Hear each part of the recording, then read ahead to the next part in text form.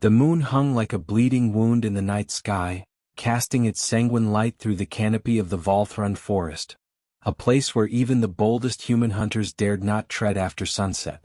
The trees here were ancient beyond reckoning, their trunks thick as castle towers, their branches twisted into shapes that seemed to claw at the heavens in silent supplication. Fog rolled through the undergrowth like the breath of some slumbering titan, thick and cold, muffling all sound save for the occasional snap of a branch or the distant cry of some creature that had learned too late the folly of wandering these woods after dark. Through this primordial darkness moved a figure of terrible beauty and lethal grace. Velithra Blackthorn was her name, though few who learned it lived long enough to speak it. She was a vampire warbride, one of the 13 chosen consorts of the Crimson Lord Valdris, and she had walked this world for 3 centuries, leaving behind her a trail of broken kingdoms and rivers of blood that fed the dark earth. Tonight, as on so many nights before, she hunted. Her armor was a masterwork of infernal craftsmanship, blackened steel plates that curved to accentuate her powerful feminine form, etched with runes that pulsed with a faint crimson luminescence. Each piece had been forged in the volcanic heart of Mount Drakenmore and quenched in the blood of virgin warriors, making it impervious to mortal steel and blessed silver alike. Pauldrons rose from her shoulders like the ramparts of a dark fortress, while articulated plates protected her torso without restricting the lethal fluidity of her movements. Crimson fabric flowed from her waist like rivers of fresh blood, billowing behind her as she moved through the forest with preternatural speed. But it was her wings that truly marked her as something beyond the common vampire, vast appendages that stretched nearly 20 feet from tip to tip when fully extended. They were not the leathery bat wings of lesser bloodsuckers, but something far more magnificent and terrible. Membranous yet powerful, they bore patterns that resembled stained glass windows in some profane cathedral, veins of luminescent crimson running through them like rivers of liquid fire. When she moved through the air, they made no sound, as though the very atmosphere parted in reverence before her passage. Her face was a study in contradictions, beautiful beyond mortal comprehension yet terrible in its predatory perfection. High cheekbones caught the moonlight, casting shadows that accentuated features so flawless they seemed carved by divine hands corrupted by dark purpose. Her lips, full and sensuous, were the color of heart's blood, perpetually curved in a slight smile that promised both pleasure and pain. But it was her eyes that truly revealed her nature, glowing orbs of pure crimson that burned with an inner fire, pupils like vertical slits that could dilate wide enough to drink in every photon of available light, making her as deadly in absolute darkness as in the brightest day. Her hair cascaded down her back in waves of midnight black, shot through with streaks of deep crimson that seemed to move of their own accord, writhing like living serpents when her emotions ran high.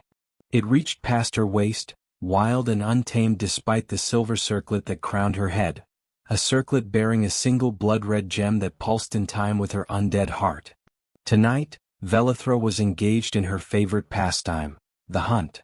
Not the simple slaughter that sustained her cursed existence, but the hunt with a capital H, the pursuit that made her dead heart quicken with something approaching the excitement she had known in mortal life.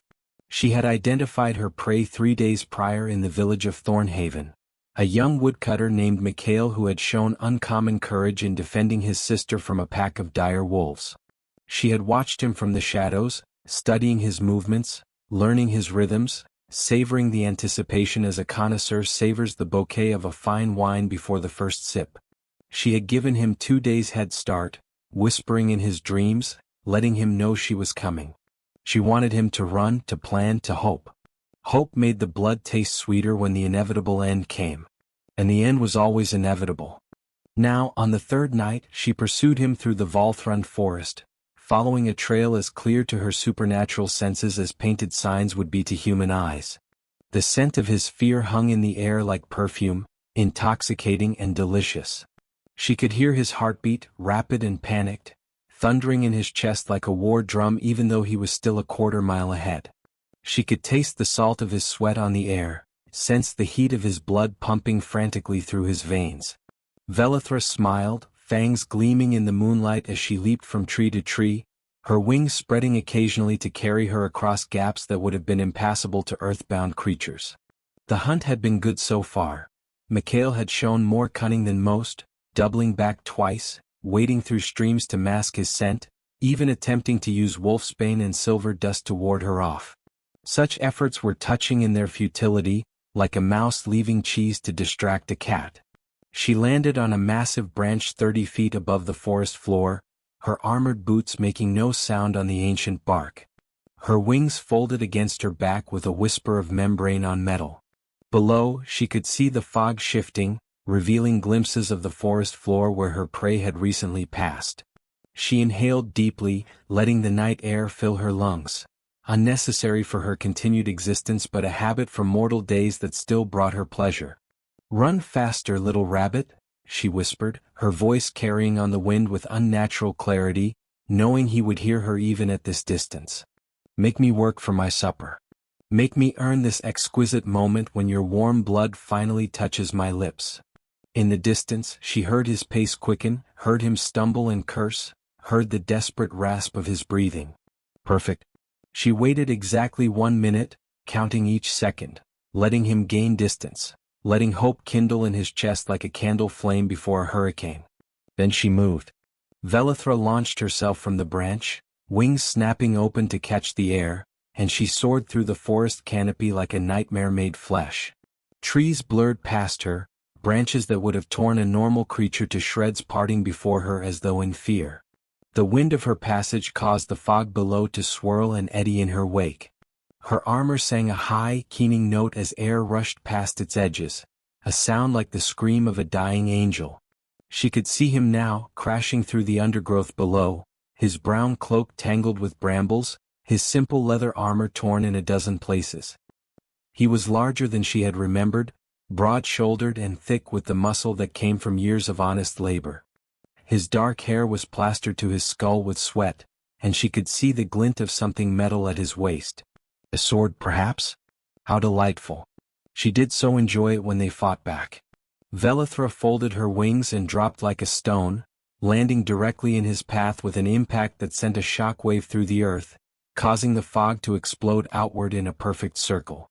Mikhail skidded to a halt, his boots leaving furrows in the leaf litter, his eyes wide with animal terror as he finally came face to face with his hunter.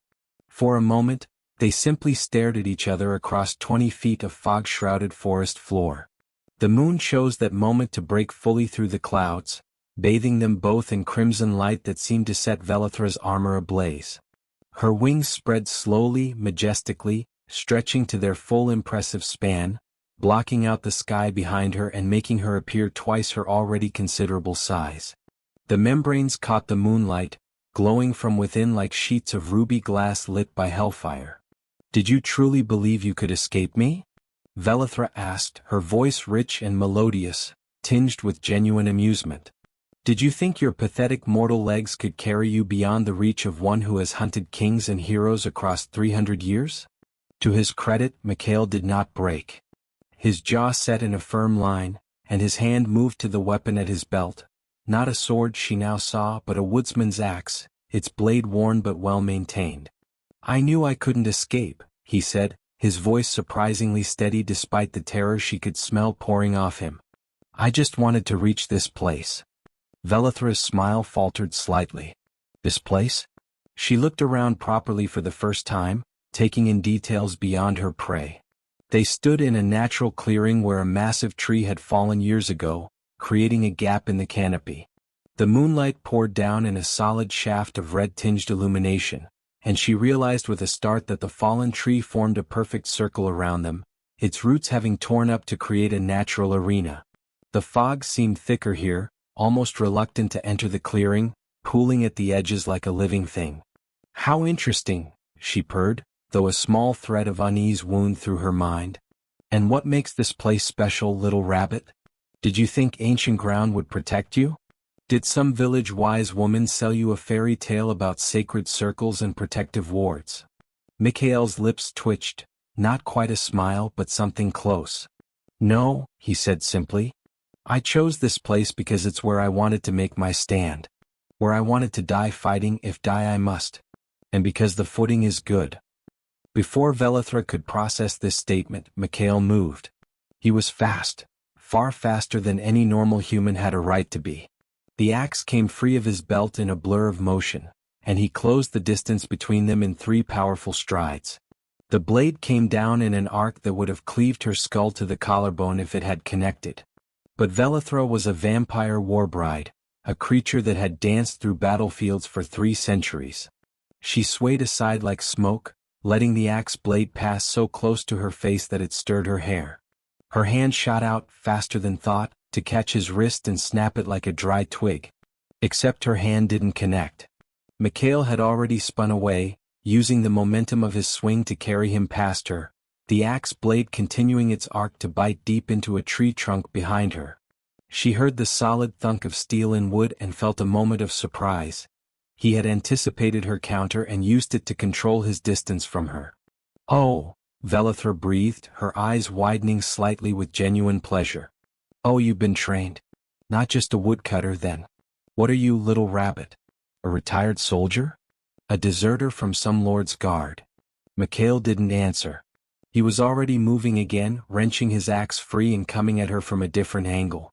This time when she dodged, he didn't overcommit, instead planting his feet and launching a rapid series of strikes that forced her to give ground. Each blow was calculated, precise, designed to limit her avenues of counterattack rather than to actually hit her. Velithra found herself actually having to try, having to think about her defense rather than simply allowing her supernatural reflexes to guide her. It was exhilarating. How long had it been since prey had made her work? Decades? A century? She laughed, the sound rich and genuine, echoing through the forest like the peal of bells in a cathedral. "Yes," she hissed, her fangs fully extended now, her wings spreading and flexing with her excitement. "Yes, fight me. Make this worth remembering." She stopped retreating and engaged properly, her hands moving in blurs as she deflected his strikes with her armored gauntlets, the impact sending sparks flying into the fog. Her strength was such that each parry should have shattered his arms, but she held back, playing with him, drawing out this delicious moment. Her wings swept forward, the tips whistling through the air as she tried to buffet him off balance, but he rolled under them, coming up inside her guard with the axe handle thrust upward toward her chin. She caught it inches from her face, her hand wrapping around the wooden shaft, and for a moment they stood locked together, his strength against hers. A contest that would have been laughable if not for the absolute determination blazing in his mortal eyes. They were brown, she noted, flecked with gold and utterly unafraid. How was that possible? How could he look at her, at death incarnate, and show no fear? "Remarkable," she whispered, her face inches from his.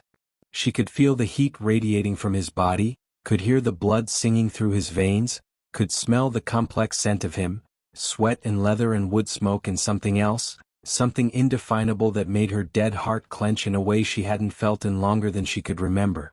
"You're remarkable." Then she casually ripped the axe from his hands and tossed it away into the fog. The spell broke.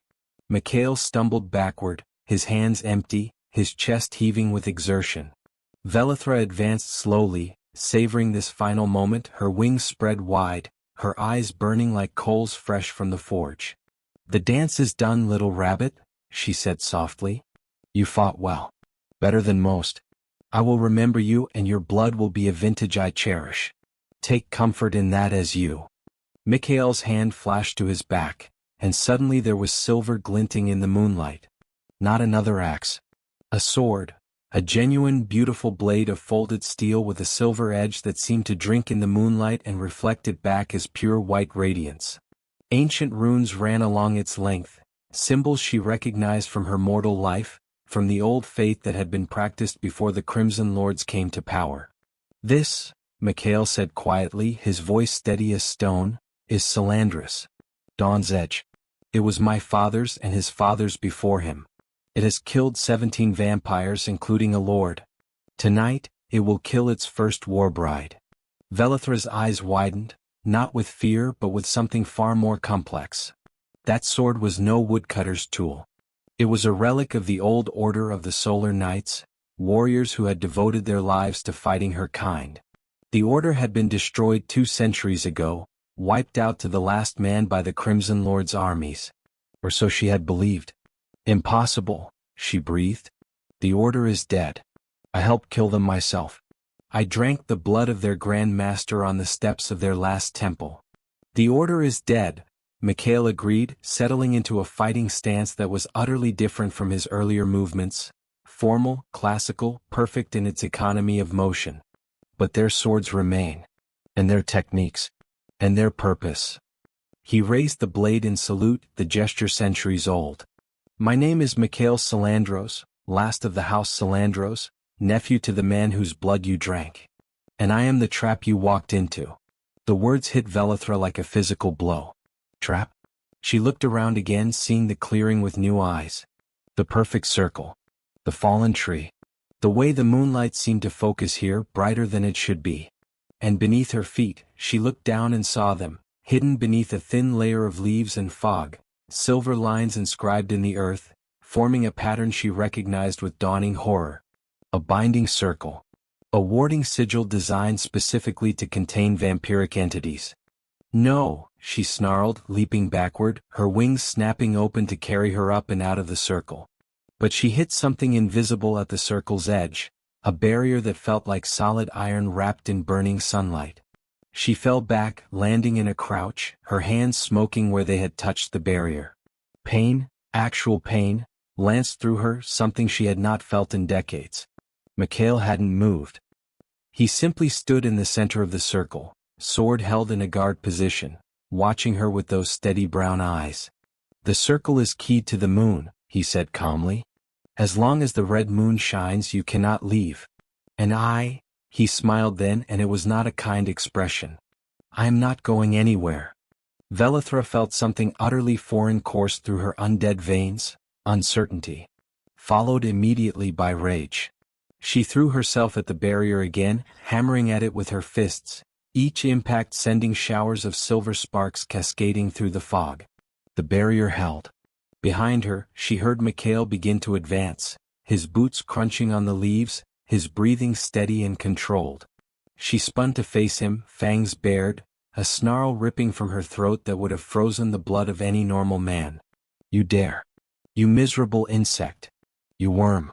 I am Velithra Blackthorn, warbride of the Crimson Throne. I have bathed in the blood of armies. I have. You have walked into my trap, Mikhail interrupted, still advancing. You have allowed your arrogance and your love of the hunt to blind you to the possibility that you might be the hunted. And now, Velithra Blackthorn, you will answer for 300 years of murder. He attacked. The fight that followed was unlike anything Velithra had experienced in her 3 centuries of unlife. Always before, she had been the superior force, the apex predator toying with helpless prey. Now, trapped within a circle of blessed silver with a vampire hunter wielding a holy blade, she found herself in a position she had never imagined possible, fighting for her very existence. Mikhail's opening strike was a downward cut that split the air with a sound like tearing silk.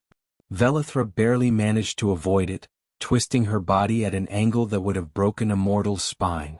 The blade passed so close she felt its heat, for the runes along its length were glowing now, burning with a pure white radiance that was anathema to her dark nature.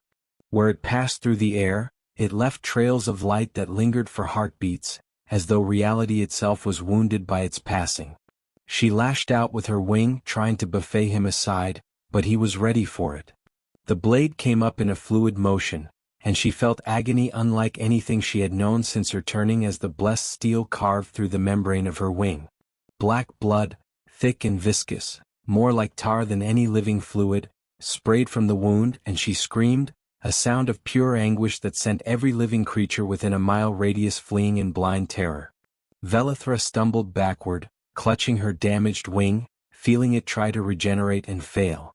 The wound burned, the silver-edged blade leaving behind a poison that prevented her supernatural healing from closing the gash. She looked up at Mikhail with eyes that blazed not with hunger now but with genuine fury and, buried deep, barely acknowledged, the smallest seed of fear. First blood to me, Mikhail said quietly, already moving into his next attack. The blade came in low, aimed at her legs, and she had to leap straight up, her wings, even the damaged one, instinctively spreading to carry her higher. But the circle's barrier extended above as well as around, and she hit it hard, the impact driving her back down to earth. She landed in a crouch, and Mikhail's blade was already there, forcing her to roll aside, then roll again as he pursued with a relentless sequence of strikes. He wasn't faster than her, that would have been impossible. But he didn't need to be. The circle limited her movement, and he had trained for this, had clearly spent years preparing for this exact scenario. Every strike was placed to hurt her, to limit her options, to gradually wear her down. And that blade, that thrice-damned blade, was the one weapon in this forest that could actually kill her. Velithra snarled and decided that if she couldn't outmaneuver him, she would simply overpower him. Her hands shot out, no longer trying to dodge but to catch the blade directly. Her gauntlets might not be blessed, but they were forged of material strong enough to turn aside most weapons. Her fingers closed on the blade, stopping its descent toward her throat. Pain exploded through her hands as the runes along the sword's length flared brilliant white. She could feel her palms burning, could smell her own flesh charring even through the metal of her gauntlets. But she held on, teeth gritted against the agony, and wrenched the blade sideways with strength that should have torn it from his grip. Should have. Mikhail's hands remained locked on the hilt, his entire body moving with the blade rather than resisting, using her own strength against her. He spun, came inside her guard, and suddenly his shoulder was in her stomach, driving the air from her lungs. She flew backward, hit the barrier, and bounced off it into his rising knee, which caught her under the chin with enough force to snap her head back. Stars exploded across her vision, not a metaphor but actual points of light as her supernatural senses overloaded from the impact. She felt her feet leave the ground, felt herself tumbling through the air, and then she hit the earth hard enough to leave a crater in the soft loam. She lay there for a heartbeat, too, her mind struggling to process what had just happened. She had been hit. She, Velithra Blackthorn, terror of a dozen kingdoms, had been physically struck by a mortal man. The sheer impossibility of it warred with the evidence of her own senses. Her jaw ached, actually ached, the bone cracked, already trying to heal but the process sluggish, hindered by the lingering essence of that blessed blade. Velithra surged to her feet with a roar that made the ancient trees around the clearing groan and shed their leaves. Her eyes blazed so brightly they cast crimson shadows, and the runes on her armor began to pulse in time with her racing thoughts. Power flooded through her, the dark gifts granted by her master, abilities she had not needed to call upon in decades. The air around her began to shimmer and distort as her rage manifested as nearly physical force. "Enough!" she shrieked, her voice carrying harmonics that existed below normal hearing, a frequency that resonated with the primal hindbrain and triggered every instinct that had kept humanity alive in a world of predators. "Enough of this mockery. I am warbride. I am eternal. I am trapped," Mikhail said simply. He wasn't even breathing hard, she realized with mounting fury. The exertion that should have left a mortal man gasping had barely winded him. "You are trapped, Velithra. And I am patient. I can do this all night. Can you?" The question hung in the air like a dagger. Could she? The wound in her wing throbbed with each non-beat of her heart, refusing to heal. Her hands burned where they had gripped his blade, the pain a constant distraction. Her jaw ached. These were all minor wounds by themselves, but they were wounds nonetheless, injuries inflicted by a mortal man with a mortal weapon, and they weren't healing as they should. For the first time in 3 centuries, Velithra Blackthorn felt doubt. She pushed it aside with savage mental force and attacked again, but this time without elegance or grace. She fought like the warbride she was, like the battlefield terror that had earned her place at the Crimson Throne. Her fists moved in blurs, each strike backed by enough force to shatter stone. Her wings lashed out, the undamaged one whistling through the air like a blade, while the damaged one still served as a distraction, dripping black blood that hissed and steamed where it hit the ground. Mikhail met her assault with the discipline of a master. The blade wove patterns of light in the air, each movement economical, perfect, deflecting her strikes or causing her to pull back rather than impale herself on its edge. He gave ground when he needed to, pressed forward when she overextended, and slowly, inexorably, continued to land small cuts on her arms, her legs, her torso where the armor had joints and gaps. Death by 1,000 cuts, she realized. That was his strategy. He couldn't match her raw power, couldn't hope to land a killing blow while she was still strong and fast. But he didn't need to. He just needed to weaken her, to let the blessed wounds accumulate until she could no longer fight effectively. And then he would take her head. Just as she had taken the heads of so many victims over the centuries. The realization should have filled her with despair. Instead, it ignited something else, something she had not felt since her mortal days, since before the Crimson Lord Valdris had found her dying on a battlefield and offered her the dark gift. It ignited her will to survive, pure and simple, stripped of arrogance and certainty. She had forgotten what it felt like to fight for her life rather than for pleasure. She had forgotten the sharp, crystal clarity that came with genuine danger. Velithra changed her approach. She stopped trying to overpower him and started thinking, strategizing, adapting. If he wanted to wear her down, she would make him work for every cut. If he wanted patience, she would test the limits of his endurance. She began to fight smarter, using her environment, kicking up the fog to obscure his vision, using her wings to keep him off balance, feinting high and striking low. The battle became a true duel, predator and prey switching roles with each exchange. Mikhail scored his cuts, but they came fewer and farther between. Velithra's fists found their marks more often, each impact driving him backward, reminding him that for all his skill and preparation, he was still mortal flesh facing an immortal nightmare. His breathing became labored. Sweat poured down his face. His movements, while still precise, began to show the slightest hesitation of fatigue. But Velithra was tiring too, in a way she hadn't experienced in centuries. The wounds were accumulating, and her supernatural vitality, while vast, was not infinite, especially when drained by constant exposure to blessed silver. Her damaged wing hung limp, now useless. One eye was swollen nearly shut from a pommel strike she hadn't quite avoided. Cracks had appeared in her armor where his blade had found the same spots repeatedly. They separated by unspoken agreement, both of them breathing hard, though only one needed to, both bloodied, both beginning to understand that this fight might not end the way either had anticipated. Why? Velithra asked, the word escaping before she could stop it. Why go to such lengths? Why not simply join a hunter's guild, gather allies, come at me with overwhelming force? Why this elaborate trap? Mikhail leaned on his sword, the point dug into the earth, and for a moment he looked impossibly weary. Because overwhelming force is what you expect. It's what every hunter before me tried. And you slaughtered them all. He looked up at her, and she saw a depth of loss in those brown eyes that made something twist in her chest. You killed my uncle. My grandfather. 7 cousins. You destroyed my family over 3 generations because we dared to fight back against your kind. This, he gestured at the circle, at the trap he had laid. This is 3 lifetimes of planning. 3 lifetimes of waiting for the one warbride arrogant enough to hunt alone, confident enough to play with her prey, to give that prey time to prepare. And if I had simply killed you in your bed? Velithra asked, genuinely curious. If I had not chosen to hunt you, to give you those 3 days?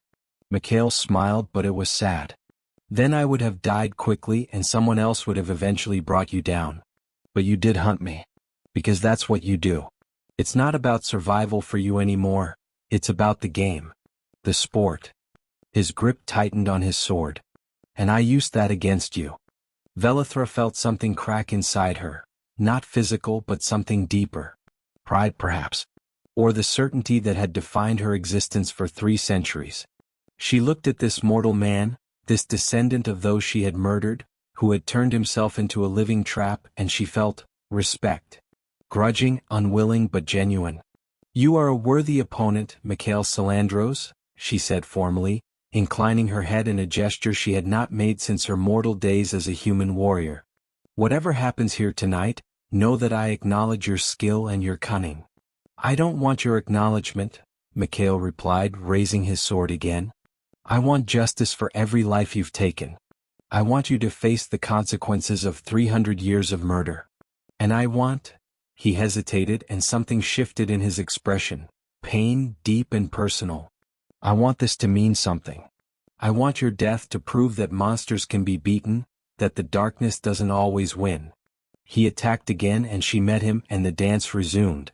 But something had changed in both of them. They fought now not as predator and prey, but as equals.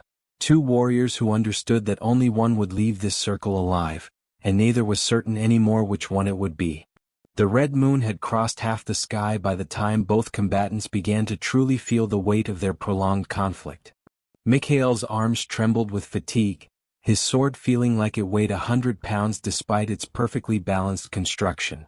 Multiple ribs were cracked from glancing blows that had made it past his guard, and he suspected internal bleeding from the strike that had lifted him off his feet and sent him crashing into the barrier. His breathing came in ragged gasps, each inhalation a spike of pain through his damaged torso. But Velithra looked worse. Her armor, that masterwork of infernal craftsmanship, hung in tatters from her frame. The silver-edged blade had carved through metal that should have been impervious, leaving gaping wounds in the plates that exposed pale flesh beneath, flesh crisscrossed with cuts that refused to fully heal, weeping black blood that stained her crimson accents even darker.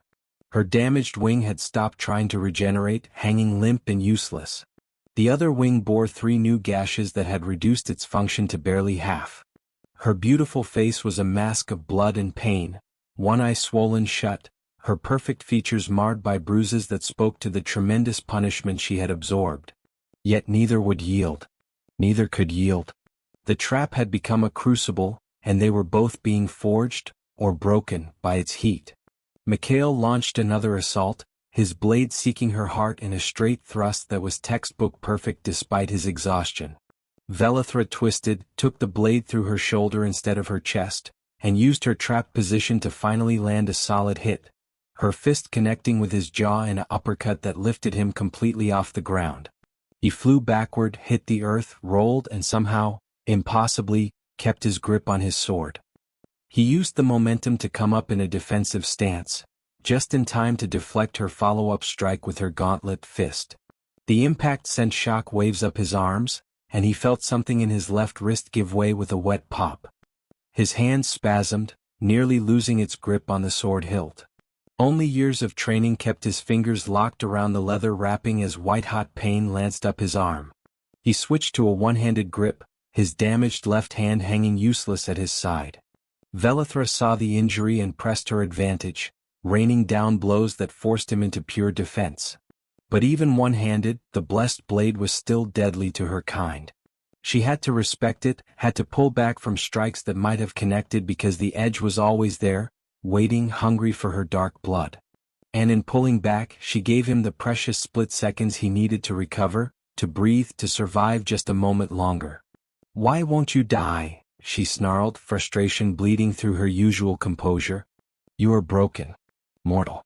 How are you still standing?" "Because," Mikhail grated out between clenched teeth, "I have to be. Because everyone I loved is dead because of creatures like you. Because if I fall here it all meant nothing." He spat blood, his eyes blazing with determination that bordered on madness. "And because I'm taking you with me, even if I have to drag you into the grave by my teeth." They crashed together again, and this time there was nothing elegant about it. They grappled like bar brawlers, all technique abandoned in favor of raw survival. Mikhail slammed his forehead into her face, feeling her nose break beneath the impact. She responded by sinking her fangs into his shoulder, her supernatural strength allowing her to pierce through his leather armor and into the meat beneath. He screamed but didn't pull away. Instead, he drove his knee into her stomach repeatedly, each impact forcing air from her lungs in wheezing gasps. They fell together, rolling across the forest floor, each trying to gain the dominant position. Mikhail lost his sword in the struggle, heard it clatter away into the fog and felt a moment of pure panic. But his hand found a rock, and he brought it down on her temple with all his remaining strength. What? Twice? 3 times. On the 4th impact the rock shattered, but so did something in Velithra. She went limp beneath him, her eyes rolling back to show only whites. Mikhail rolled off her, gasping, his entire body one massive ache. He crawled toward where his sword had fallen, his vision swimming, his left arm useless. His right hand closed on the hilt just as he heard movement behind him. He spun, bringing the blade up, and found Velithra struggling to her feet. She swayed like a tree in a hurricane, barely able to stand, but there was something in her crimson eyes, some spark of defiance that refused to be extinguished. Black blood poured from her scalp where he'd battered her with the rock. Her breathing, unnecessary but habitual, came in shuddering gasps. But she was standing. Still standing. Still fighting. "You should have run," Mikhail said, his voice barely above a whisper. "When you realized it was a trap. You could have waited out the moon, left when the circle fell with the dawn. Why didn't you?" Velithra's laugh was painful to hear, wet and broken. "Pride," she admitted. "The same fatal flaw that brought me here in the first place. How could I, Velithra Blackthorn, admit that a mortal had bested me? How could I flee from prey?" She wiped blood from her mouth with the back of her hand, the gesture almost dainty despite the violence surrounding them. "Ironic, isn't it? The very trait that made me a successful hunter is what will kill me here." She took a step toward him, and he raised his sword, though his arm shook with the effort. She took another step. Another. Each movement clearly cost her tremendously, but she kept coming. She had no weapons. No way to win. But she would not stop. "Then come," Mikhail said, settling into a final stance despite his injuries. "Come and meet your end, monster. Let this be finished." Velithra came, gathering the last reserves of her supernatural strength for one final assault. She moved faster than she had any right to, given her injuries, her remaining wings spreading to add power to her charge. Mikhail saw her coming, tracked her movement, and knew with absolute certainty that this was it, the final exchange. One of them would not walk away. Time seemed to slow as they closed the distance. Mikhail saw every detail with crystal clarity, the determination in her eyes, the way her hair streamed behind her like a banner, the moonlight reflecting off her ruined armor. He saw the exact angle of her approach, calculated his counter, and began his strike. The blessed blade came up in a perfect arc, aimed to take her head from her shoulders. 3 centuries of murder would end in the next heartbeat. But something happened in that frozen moment before steel met flesh. Mikhail looked into Velithra's eyes and saw something he had not expected, had not prepared for in all his years of planning. He saw not a monster, not the nightmare that had slaughtered his family, but a being, a person, who had made terrible choices and was now facing the consequences of those choices with courage and defiance. He saw someone who, in another life, another time, might have been worthy of respect rather than hatred. And in that moment of hesitation, that single heartbeat where his resolve wavered, Velithra struck. But she didn't go for his throat or his heart. Her trajectory changed at the last possible instant, and instead of finishing him, she drove them both sideways. They hit the ground hard, and Mikhail felt something punch through his back with tremendous force. A broken branch from the fallen tree, driven through his lower back and emerging from his abdomen, impaling him to the earth. Agony unlike anything he had ever experienced flooded his nervous system. He tried to scream but could only manage a strangled gasp as his lungs seized. The sword fell from his nerveless fingers, landing in the leaves beside him. He looked down and saw the branch protruding from his stomach, saw the blood, his blood, red and human and far too much of it, pumping out around the wood. Velithra pushed herself up off him, staring down at what she'd done with an expression of absolute horror. "No," she whispered. "No, that's not. I didn't mean." Mikhail understood in a flash what had happened. She had seen the branch behind him, had realized in that final instant that his strike would carry him backward onto it after he killed her. She had changed her attack to knock him sideways instead, to save him from impaling himself. The predator in her final moment had protected her prey. "Why?" he gasped, each word agony. "Why would you? I was going to kill you." Velithra knelt beside him, her hands hovering over his wound, clearly wanting to help but not knowing how. Her face, that beautiful, terrible face, was twisted with emotions he couldn't begin to name. "Because you showed me mercy," she said, her voice breaking. "In that moment before you struck. You hesitated. You saw me not as a monster but as a being worthy of a clean death. And I," she choked on her words, "I couldn't let you die like this. Not impaled like an animal. You deserved better. Mikhail's vision was starting to gray at the edges, his body going into shock from blood loss and trauma. He could feel his life pumping out of him with each heartbeat, could feel the cold creeping in from his extremities. He was dying. The trap had worked, the monster was defeated, but he was dying anyway. Then finish it, he whispered. Take my head. Make it quick. Please. No, Velithra said fiercely. She looked around wildly, as if the answer to this impossible situation would manifest from the fog. No, I won't let you die. Not like this. Not when I can. She trailed off, and Mikhail saw a terrible understanding dawn in her eyes. She looked at him, then at her wrist, then back at him. There's a way, she said slowly. One way you might survive. But you would have to. No, Mikhail said immediately, understanding her meaning. I won't become like you. I'd rather die human than live as a monster. You wouldn't be like me, Velithra insisted, her words tumbling out in a rush. You would be something different. The old texts speak of it.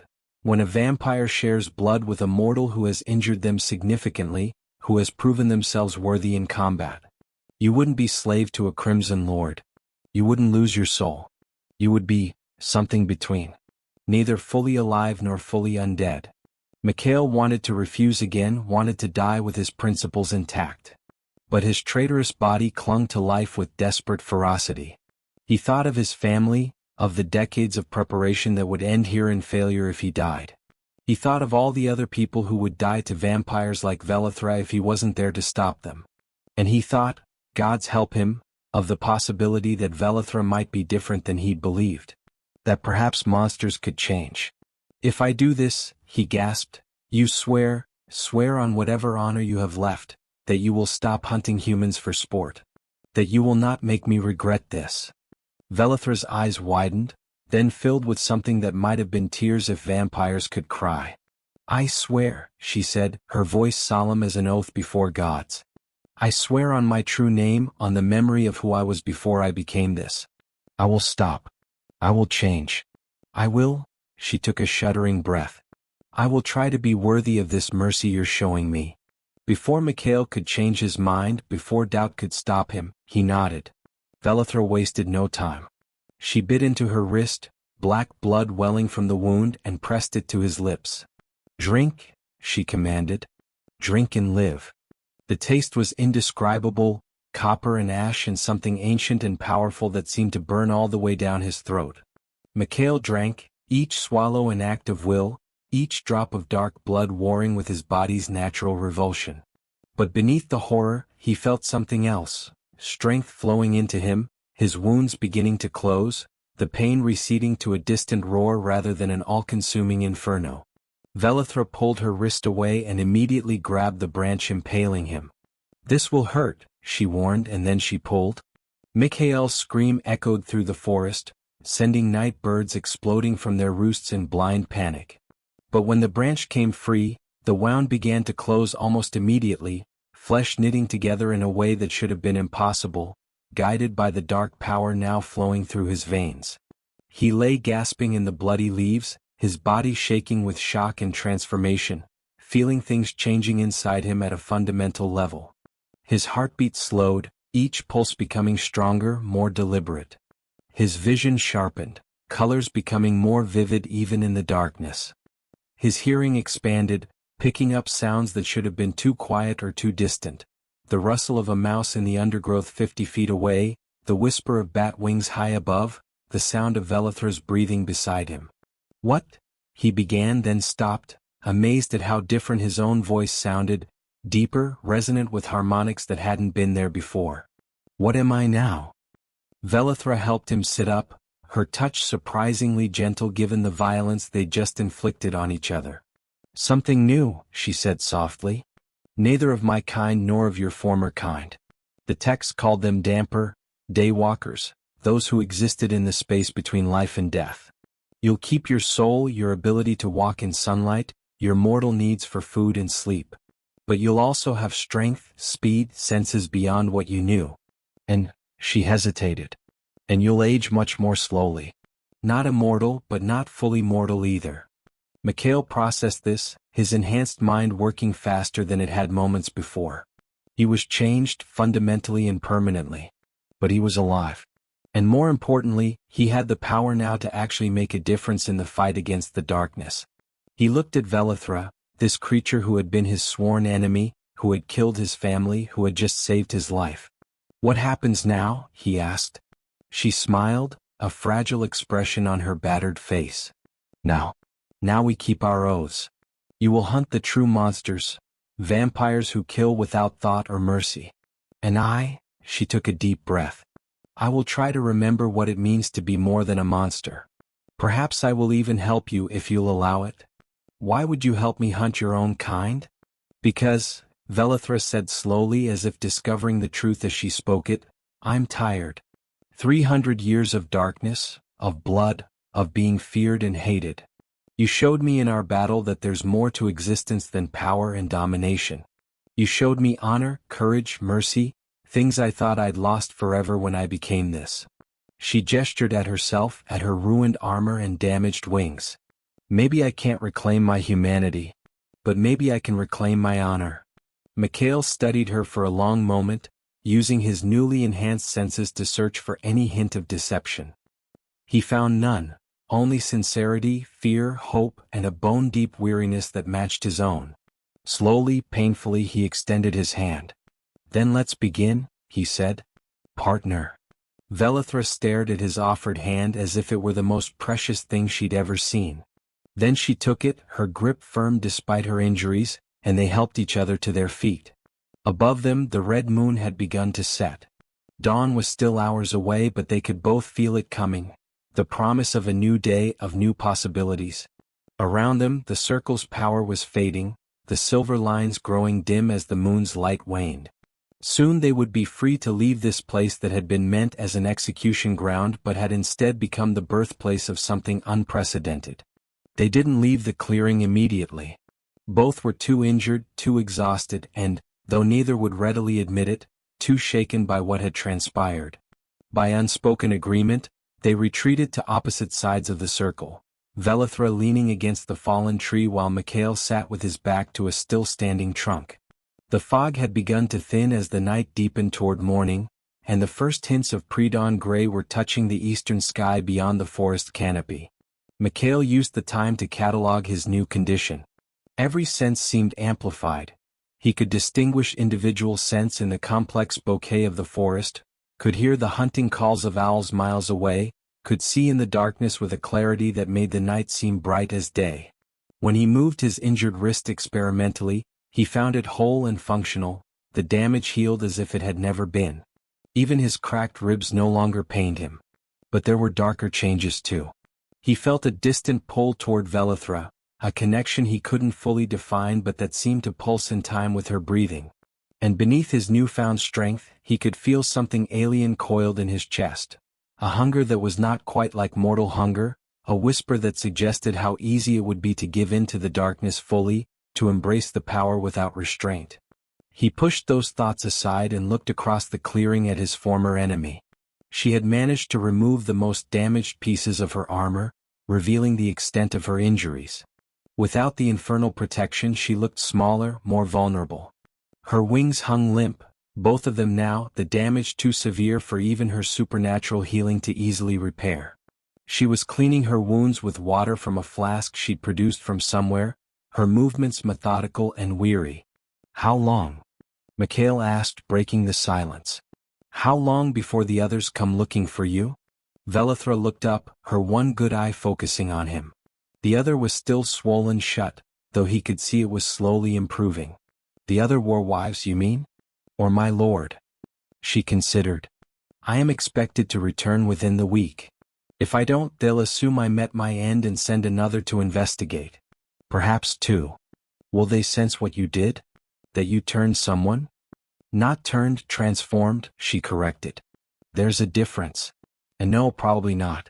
The connection between us is subtle, not the same as a true sire bond. But if they examine you closely, they'll know you're no longer fully human. She paused. You'll need training. The change will make you stronger and faster, but using those abilities effectively requires practice. And you'll need to learn the signs of vampiric presence, the tells that separate the newly turned from the ancient ones, the locations of nests and courts. Mikhail nodded slowly. You'll teach me. It wasn't a question, but Velithra answered anyway. Yes. It's the least I can do, given what I've taken from you. Her expression grew haunted. I remember them, you know. Your uncle. Your grandfather. Your cousins. I remember all of them. Don't, Mikhail said sharply, then took a breath to control his rising anger. The emotion felt different now, hotter, more intense, harder to control. Don't talk about them. Not yet. Maybe not ever. Just focus on what comes next. Velithra nodded, accepting the boundary he'd drawn. What has come next, Mikhail Salandros? You've trapped a warbride and turned the trap into an alliance. But to what end? Do you think the two of us can stand against the Crimson Lords and their armies? Do you imagine we can bring down 3 centuries of vampire supremacy? No, Mikhail admitted. Not alone. But we can start. We can find others, humans who want to fight back, maybe even vampires who are tired of the endless bloodshed. You said yourself you're weary of the darkness. Are you the only one? In 300 years, hasn't there been a single vampire who questioned whether this path was right? Velithra was quiet for a long moment, her gaze distant. There have been some, she said finally. Vampires who refused to hunt, who tried to exist on animal blood or took only what they needed from willing donors. They were hunted down by their own kind and destroyed. The Crimson Lords allow no deviation from their doctrine. We are the apex predators, humans are cattle, and any vampire who thinks otherwise is a traitor to their nature. But you know where some of them might have hidden? Where survivors might still exist. Perhaps. There are rumors. Whispers of vampires living in isolation, of small communities where vampire and human coexist in uneasy balance. I always dismissed such tales as fantasy, but, she met his eyes. But I was wrong about many things, it seems. It's possible some of those stories are true. Mikhail felt something stir in his chest, not quite hope but the precursor to it. A plan was forming, nebulous and uncertain, but a plan nonetheless. Then that's where we start. We find these rumored places. We build alliances. We prove that another way is possible. And then, he smiled grimly, then we bring the war to the Crimson Lords, but we fight it smart. Not armies clashing in open battle, we'd lose that fight. But surgical strikes, targeted assassinations, turning their own tactics against them. You're talking about a years-long campaign, Velithra said. Possibly decades. Are you prepared for that? Mikhail thought about the life he'd planned, simple, quiet, ending the moment he killed Velithra in this clearing. That life was gone, burned away in the crucible of their battle. What remained was something he was still discovering, but it was bigger than he'd imagined. More complex, more dangerous, and more worthwhile. I'm prepared to do whatever it takes, he said firmly. The question is, are you? Because this won't be easy for you. You'll be betraying your master, your sisters, everything you've known for 3 centuries. They'll hunt you with the same ruthlessness you once showed others. You'll be marked as traitor to your kind. Velithra laughed, the sound bitter but genuine. I think I was marked a traitor the moment I chose to save your life instead of taking it. There's no going back for me now, Mikhail. The only question is whether I go forward into meaningful purpose or simply wait for the inevitable moment when my past catches up with me. She pushed herself to her feet, wincing at the effort but standing firm. I choose forward. She crossed the clearing, her steps careful but steady, and extended her hand again, this time not to help him up but to seal an agreement. I, Velithra Blackthorn, warbride of the Crimson Throne, swear to you a covenant. I will use my knowledge, my power, and my remaining years to help you fight against the darkness I once served. I will train you, guide you, and stand beside you against any who would continue the cycle of slaughter. This I swear on my true name, on the memory of who I was, and on the hope of who I might yet become. The words carried weight beyond mere sound. Mikhail felt them settle into the strange connection between them, felt them bind in a way that went deeper than mere promise. This was an oath in the old sense, the kind that could not be broken without destroying the one who broke it. He stood, taking her hand in his, and felt compelled to answer with equal formality. I, Mikhail Salandros, last of House Salandros, accept your covenant. I swear to judge you not by your past but by your actions from this moment forward. I will learn from you, fight beside you, and give you the chance to prove that redemption is possible even for those who have walked in darkness. This I swear on the memory of my fallen family and on the blade that carries my house's legacy. The moment the words left his mouth, Mikhail felt something snap into place. A bond that was not quite friendship, not quite partnership, but something uniquely their own. He could feel Velithra now, really feel her emotions a subtle undercurrent in his own awareness. Exhaustion. Pain. Fear. And beneath it all, a fragile, trembling hope that she barely dared acknowledge. So it's done, Velithra said softly, releasing his hand. We are bound now, you and I. For better or worse. For better or worse, Mikhail echoed. He looked toward the east, where the sky was definitely lightening now. Dawn's coming. We should leave soon. Is there somewhere safe we can go? Somewhere to recover and plan our next move? Velithra considered. There's a place I know. An abandoned monastery in the Grimspire Mountains, 3 days' travel north. It was destroyed during the vampire wars, left as a ruin. No one goes there anymore, the locals think it's cursed. We could shelter there while we heal and decide our course. Then that's where we'll go. But first, Mikhail retrieved his sword from where it had fallen during their battle. The blade still gleamed with that soft silver light, unmarred despite the violence it had witnessed. I need to do something. He knelt beside the fallen tree and used the blade to carve words into the ancient wood. Velithra watched silently as he worked, understanding dawning as the message took shape. Here the hunter caught the hunted. Here the hunted spared the hunter. Here two enemies became something new. Remember this place. Remember that change is possible. When he finished, Mikhail stood and sheathed his sword. So that someone will know. So that if we fail in what we're about to attempt, at least this moment will be remembered. Proof that even the deepest hatreds can be overcome. Velithra stared at the carved words for a long moment, then nodded. It's a good memorial. Better than most I'll leave behind me. She spread her damaged wings experimentally, wincing at the pain but forcing them to extend. They wouldn't carry her far, but they would serve. Ready? Ready, Mikhail confirmed, and together they stepped beyond the circle's edge. The barrier had fully fallen with the setting of the red moon, and nothing prevented their exit now.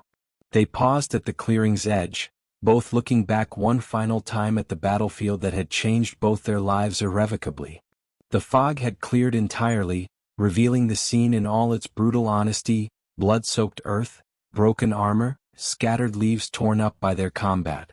It looked like what it was, a place where death had come calling and been barely turned away. Then they turned their faces toward the north and began walking. The first rays of true sunlight broke over the horizon as Mikhail and Velithra made their way through the Volthrun forest. For Mikhail, it was a sight he'd seen thousands of times.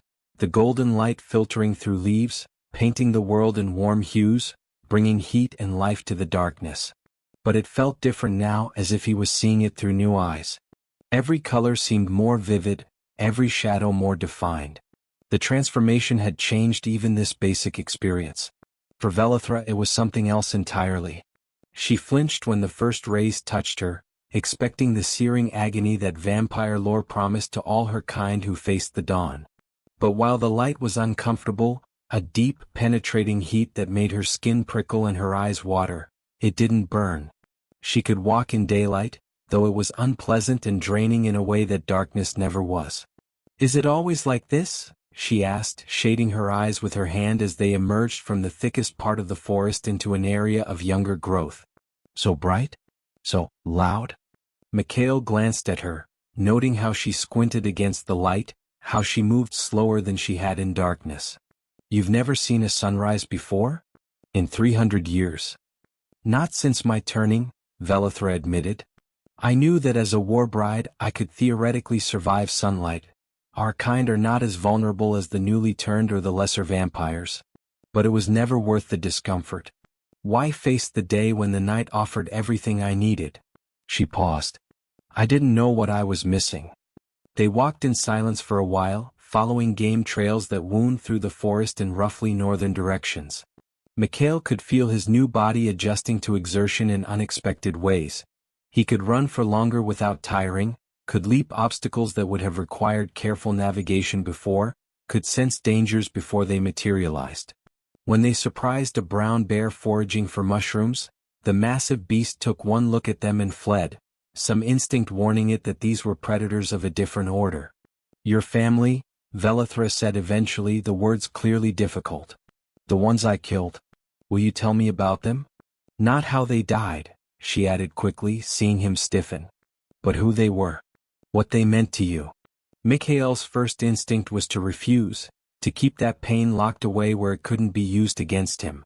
But he found himself speaking anyway, words emerging as if compelled by some need he hadn't acknowledged. "My grandfather was named Aldrich.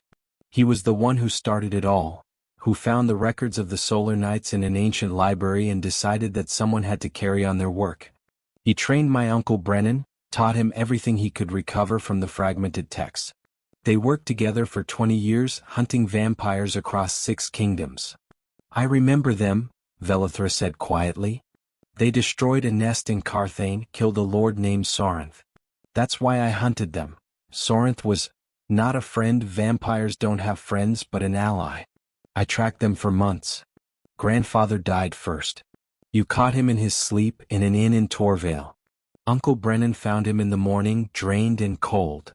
Mikhail's voice was flat, emotionless, but she could feel the pain beneath through their bond. "He spent 5 years trying to avenge that death before you found him too. He managed to wound you. I heard the story from a survivor who saw the fight.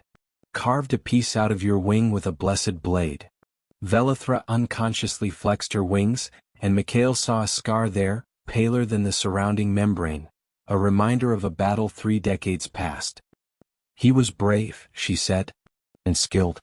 I respected him even as I killed him. My cousins were younger. They thought they could succeed where their elders had failed. They lasted 6 months before you picked them off one by one." Mikhail closed his eyes briefly against the memory. "I was supposed to be with them. I had fallen sick the week before they left on their hunt. That sickness saved my life and gave me the time I needed to plan this trap. And yet you chose to save me in the end," Velithra said, wonder in her voice. "After everything I took from you. I don't understand." "Neither do I entirely," Mikhail admitted.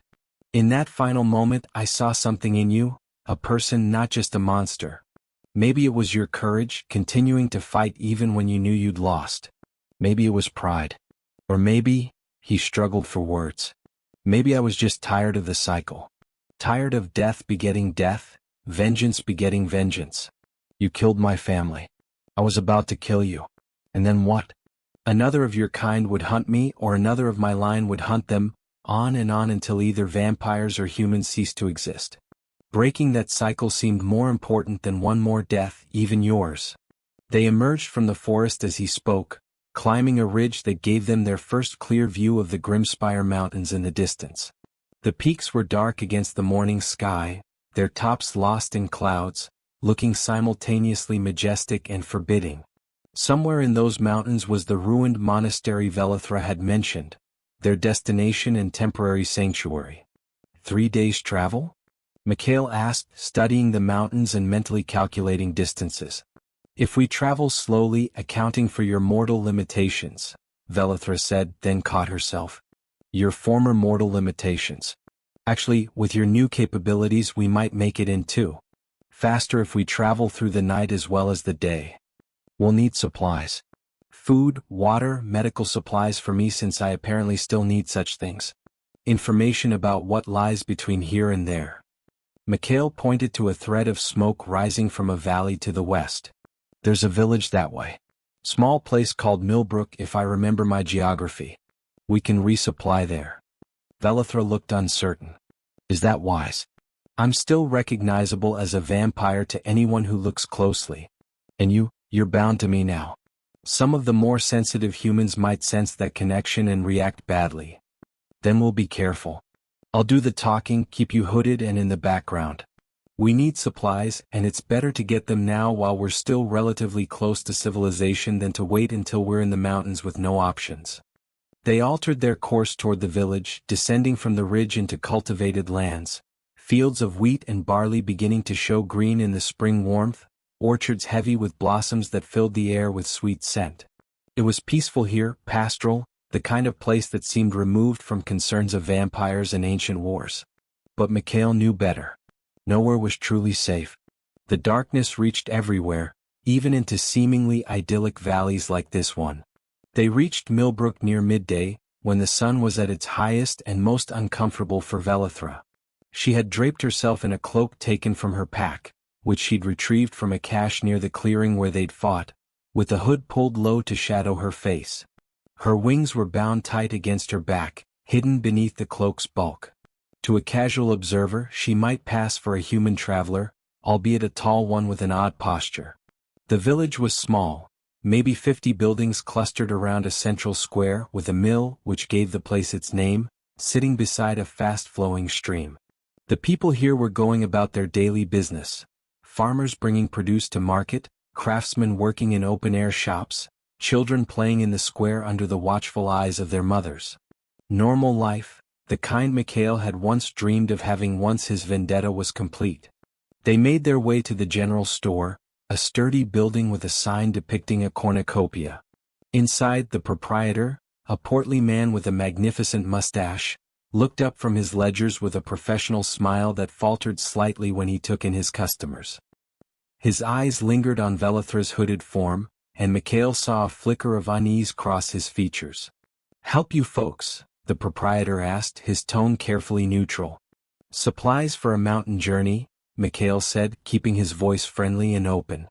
"Dried meat, hardtack, water skins, basic medical supplies. Rope and climbing gear if you have it. We're heading into the Grimspires."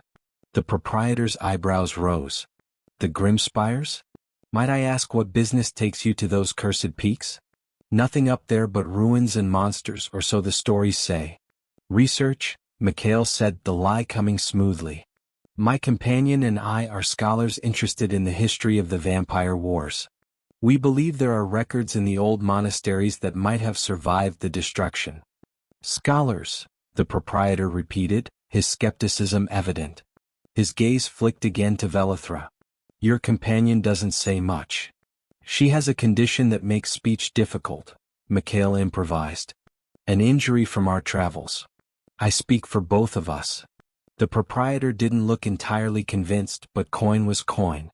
He began gathering the requested supplies, laying them out on the counter for inspection. As he worked, he kept up a running commentary about the village, the weather, the state of the roads, all the mundane chatter of a merchant trying to assess his customers. But then a child burst into the store, a girl of perhaps 8 years, her face flushed with excitement. "Mr. Hendrik, Mr. Hendrik, there's soldiers coming. A whole troop of them with a flag I don't recognize." The proprietor, Hendrik, frowned. "Soldiers? We're not on any major trade routes. What would soldiers be doing here?" He moved to the window, peering out into the square, and Mikhail felt his enhanced senses prickle with warning. Something was wrong. Through their bond he felt Velithra tense. She had sensed it too. Danger approaching. Mikhail joined Hendrik at the window, looking out to see what had alarmed the child. A group of 20 mounted warriors had indeed entered the village square, their armor a distinctive combination of black plate and crimson cloth. Their banner bore a sigil that made Mikhail's blood run cold, a red moon over a field of black, the symbol of the Crimson Lords themselves. "Vampire hunters?" Hendrik breathed, relief evident in his voice. "Thank the gods. We've had disappearances lately, 2 people in the last month just vanished without a trace. Maybe these soldiers can help." But Velithra had gone absolutely still beside Mikhail, and through their bond he felt waves of fear radiating from her. "Not hunters," she whispered, her voice so low only his enhanced hearing could pick it up. "Death Knights. The Crimson Lord's personal enforcers. They hunt rogue vampires and anyone who helps them." Mikhail's mind raced. This couldn't be coincidence. It was too soon for anyone to have missed Velithra, too soon for a search party to have been dispatched. Unless, unless someone had already been looking for something else and simply happened to be in the area. The leader of the Death Knights dismounted, a tall figure whose face was hidden behind an ornate helmet. When he spoke, his voice carried across the square with unnatural clarity, a minor magic that ensured everyone in the village could hear his words. People of Millbrook, I am Commander Kane of the Crimson Lord's Death Knights. We seek information about a vampire who may have passed through this region in recent days. She is a warbride, tall, with black wings and crimson eyes.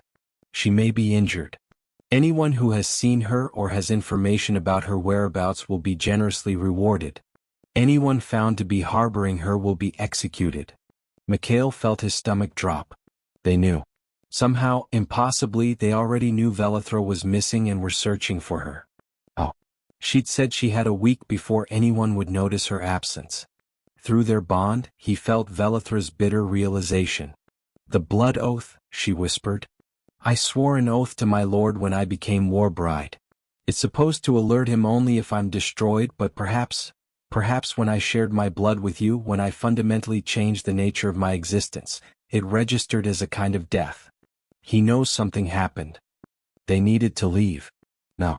But the Death Knights had positioned themselves at all the village's exits, and any attempt to flee would immediately mark them as suspicious. Mikhail's hand moved instinctively to his sword, hidden beneath his own travel cloak, but that was a last resort. They couldn't fight 20 Death Knights and survive, not in their current condition. What do we do? He breathed, keeping his lips barely moving. Velithra was silent for a moment, and he could feel her mind working through options and discarding them one by one.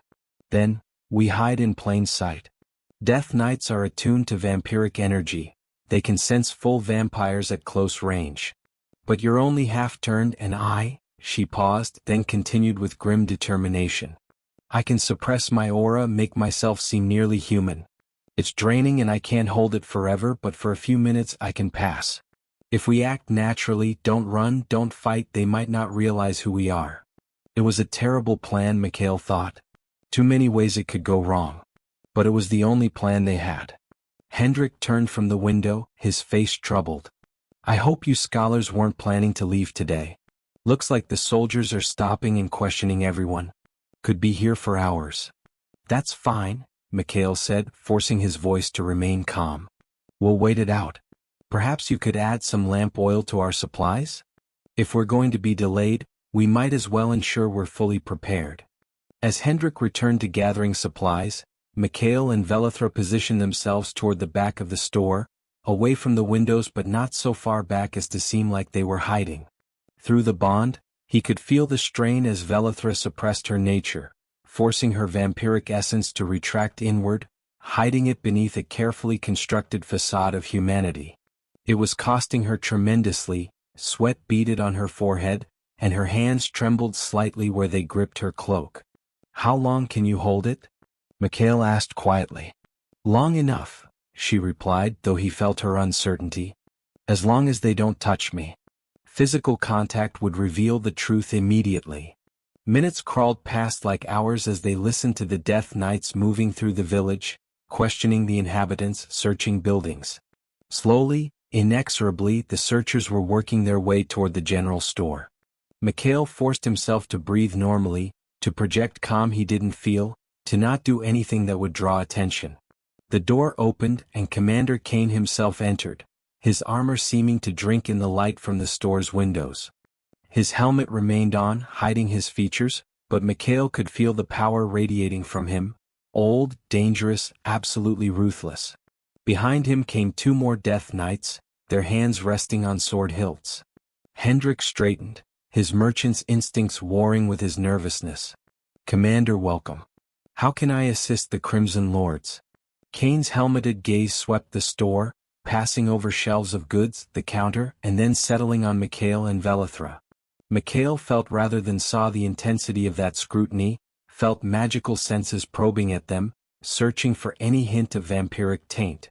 These 2, Kane said, his voice flat and emotionless. Who are they? Scholars, Hendrik said quickly. They're provisioning for a journey into the Grim Spires. Something about researching the old wars. Scholars, Kane repeated in a tone that suggested he'd rarely heard anything less believable. He took a step toward them. Remove your hoods. Both of you. This was it. The moment of truth. If Velithra lowered her hood, her inhuman features would be visible even with her aura suppressed. But refusing would confirm their guilt just as surely.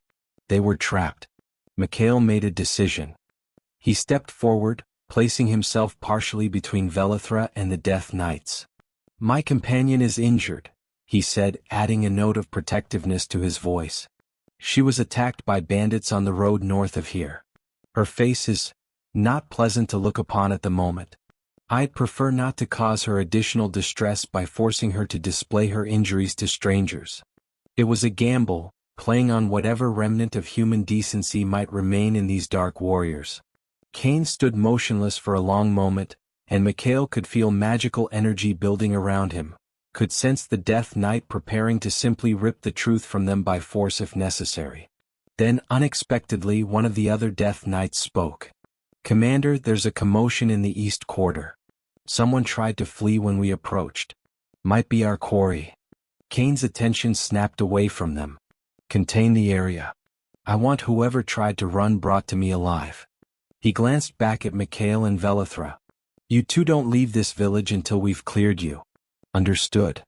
Perfectly, Mikhail said, keeping his voice level despite his racing heart. The Death Knights swept out as quickly as they'd entered, their focus now on the new development. Mikhail and Velithra remained frozen until the sounds of pursuit faded into the distance. Only then did Velithra allow her suppression to drop, gasping as her true nature reasserted itself. She swayed and Mikhail caught her before she could fall, supporting her weight. We need to leave, she whispered. Now while they're distracted. That commotion won't keep them busy forever, and when they realize their quarry was just a frightened villager, they'll return to their systematic search. We won't survive another encounter. Hendrik was staring at them now, his merchant's intuition finally putting pieces together. You're not scholars, he said slowly. You're what they're looking for. You're.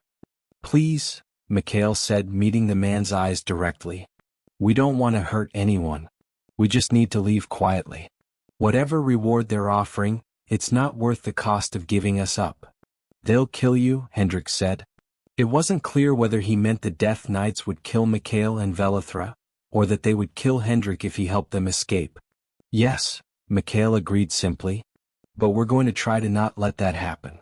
Will you help us, or do we need to find another way? Hendrik wrestled with his conscience for a long moment. Then, seeming to come to a decision, he pointed toward the back of the store. There's a cellar access in the storeroom. Tunnels beneath the village, old smuggler routes from when this region wasn't so peaceful. They exit near the old mill race, outside the knight's perimeter. But if anyone asks, you never saw us, Mikhail finished. Thank you. More than you know. They moved quickly into the storeroom, Mikhail supporting Velithra as she continued to recover from the strain of suppressing her nature. Hendrik showed them the hidden door in the floor, then pressed a bundle into Mikhail's hands, the supplies they'd been purchasing. No charge, the merchant said gruffly. Just, whatever you're running from, whatever you're trying to do, I hope it's worth it. And I hope you make it. It is, Mikhail assured him. We're trying to stop this. All of it. The hunting, the fear, the death. It's going to take time, but we're going to try. Hendrik gave him a long look, then nodded. Then go. Quickly. And may whatever gods are still listening show you mercy. They descended into the tunnels, Velithra's enhanced vision allowing her to lead despite the darkness. Behind them, they heard the trapdoor close and the sound of Hendrik moving furniture over it. The tunnels were narrow, damp, smelling of earth and old stone. But they were a lifeline, a path to freedom that the Death Knights hadn't anticipated. As they hurried through the darkness, Mikhail found himself thinking about Hendrik's final words. May the gods show you mercy. He hoped they would. Because what he and Velithra were attempting, building a coalition to oppose the Crimson Lords, breaking the cycle of violence that had defined vampire-human relations for centuries, would require more than courage and skill. It would require luck, divine or otherwise. They emerged from the tunnels near sunset, in a copse of trees well outside the village's boundaries. In the distance, they could see the Death Knights still searching, could hear their frustrated orders carrying on the evening wind. But Mikhail and Velithra were clear, at least for now. 2 days to the monastery, Velithra said, her strength returning now that night was falling. We can rest there, plan our next move. And I can begin teaching you what you need to know about the supernatural world you've joined. Then let's not waste time, Mikhail said. He looked back once at the village, at the place where a simple merchant had made the choice to help strangers in need, potentially at great cost to himself. That kindness, that courage was what they were fighting for. The possibility that such moments could become common rather than rare. That humanity and vampires might find a way to coexist that didn't require one to dominate the other. It seemed impossible, a dream too fragile to survive contact with reality. But as they set off into the gathering darkness, Mikhail allowed himself to hope. Because if a vampire warbride and her would-be killer could find a way to become allies, then perhaps anything was possible. The monastery in the Grimspire Mountains had been magnificent once. Mikhail could see evidence of its former glory in the soaring arches that still stood despite centuries of neglect, in the intricate carvings that decorated the surviving walls, in the remnants of stained glass that caught the light and threw rainbow patterns across rubble-strewn floors. It had been a place of worship, of learning, of sanctuary. Then the vampire wars had come, and like so many other bastions of the old world, it had fallen. Now it was their shelter, temporary home to the most unlikely alliance either of them had ever imagined.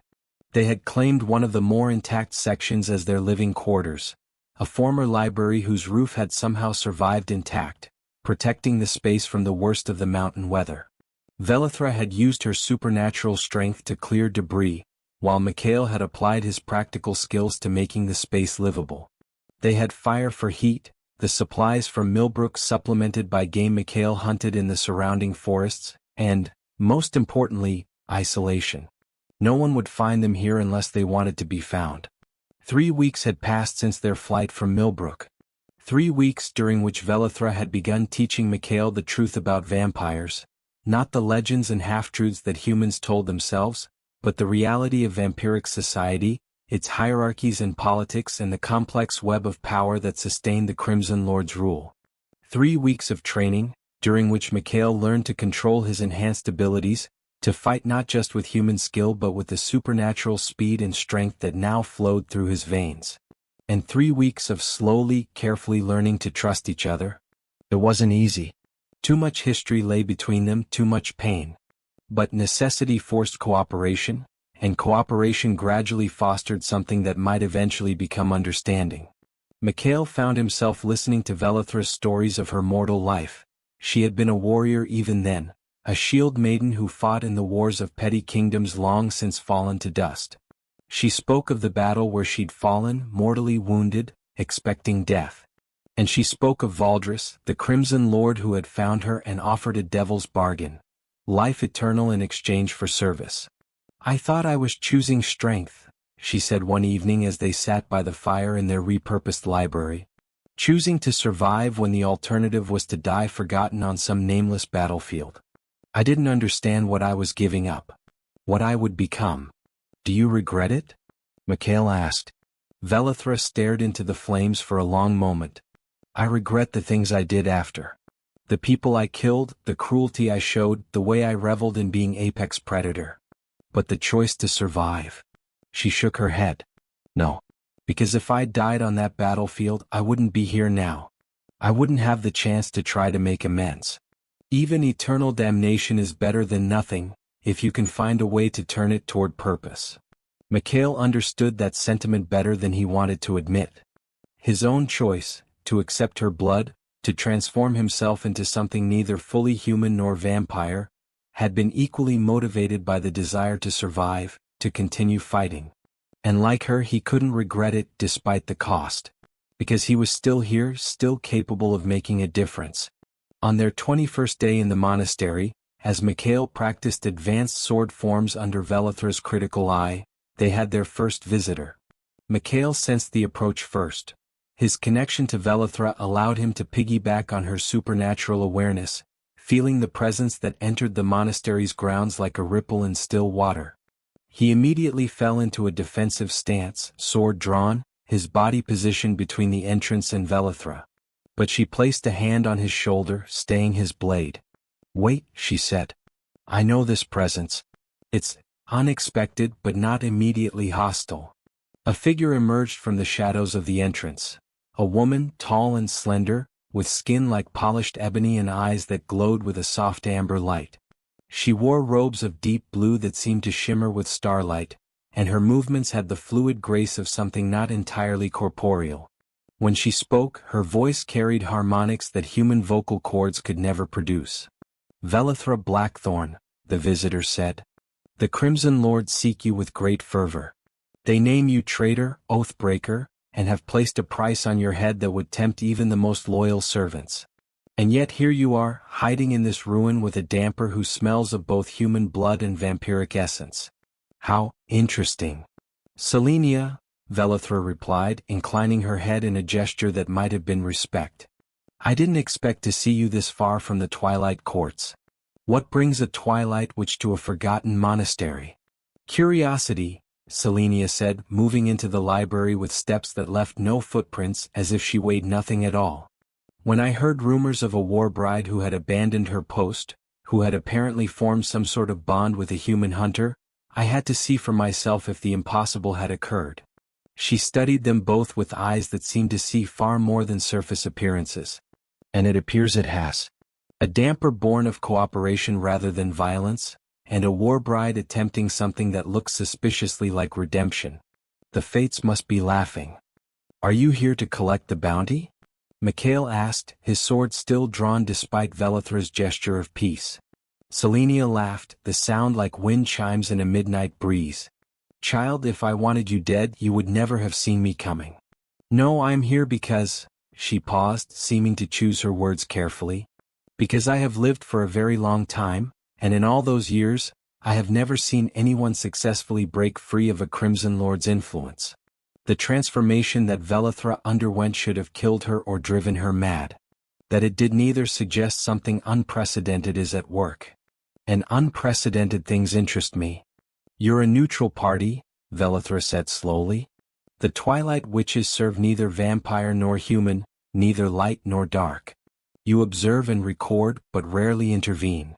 "Observe, record, and occasionally guide," Selenia corrected.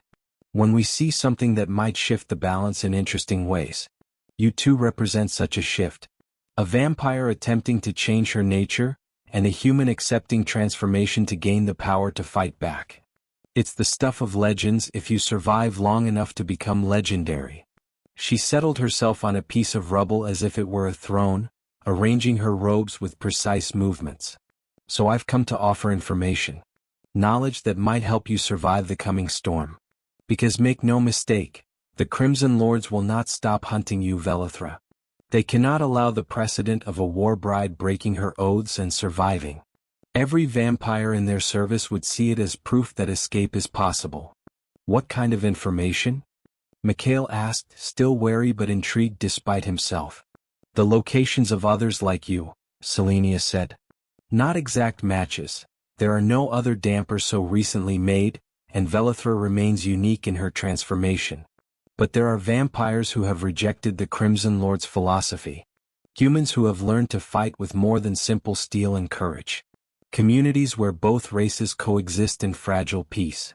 I can point you toward these places, give you a starting point for building the alliance you're already dreaming about." It was exactly what they needed, and that very fact made Mikhail suspicious. "Why would you help us? What do you gain from this?"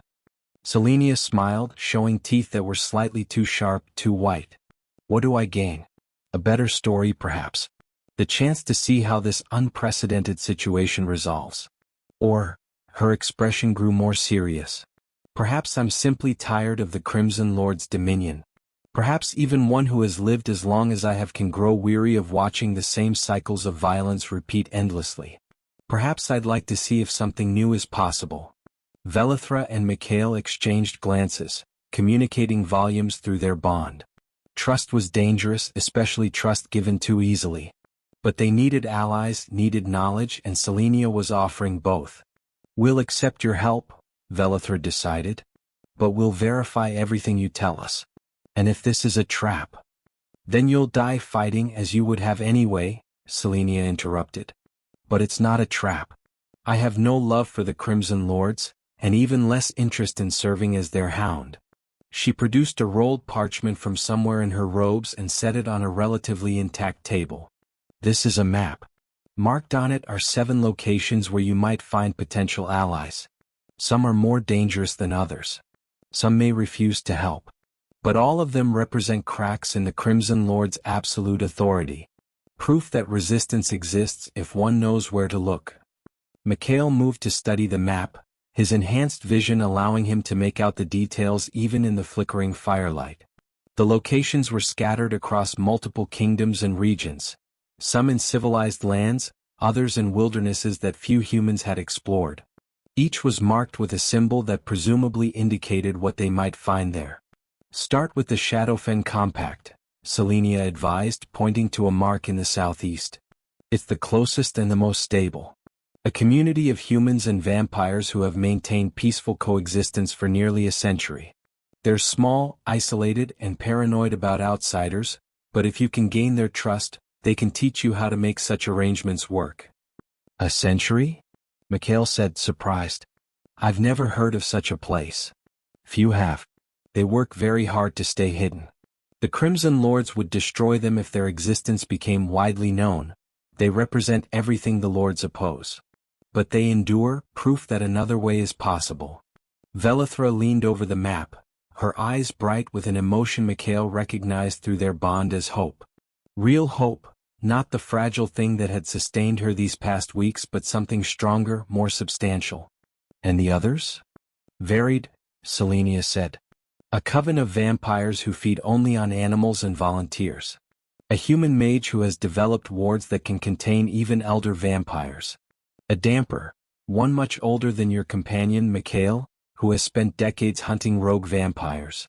Each represents a piece of the coalition you'll need if you're serious about challenging the Crimson Lord's power." She stood, her form seeming to fade slightly, becoming translucent. "I've given you a starting point. What you do with it is your choice. But I'll be watching, and if you succeed in building something real, something that threatens to actually change the balance, well, you may find you have more allies than you expected. The Twilight Witches are not the only ones tired of endless night." "Wait," Mikhail said as she began to turn away. "Why now?